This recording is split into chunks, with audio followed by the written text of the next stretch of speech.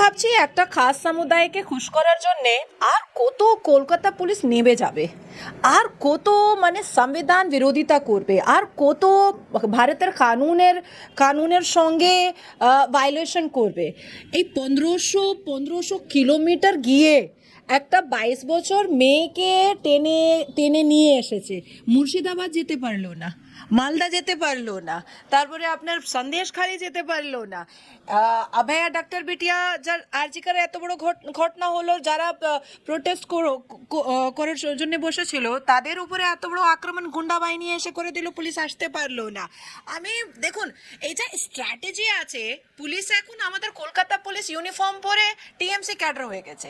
ও একটা খাস শান্তিপূর্ণ সমুদায় ভোটটা দিদির জন্য, ভোটটা বাঁচানোর জন্যে এই তুমি ইসলামের খেলাফ বলেছো জেল, এই তুমি ইসলামের খেলাফ বলেছো জেল। বাংলা হান্টের আরো খবর দেখতে নজর রাখুন। বাংলা খবর মানেই বাংলা হান্ট।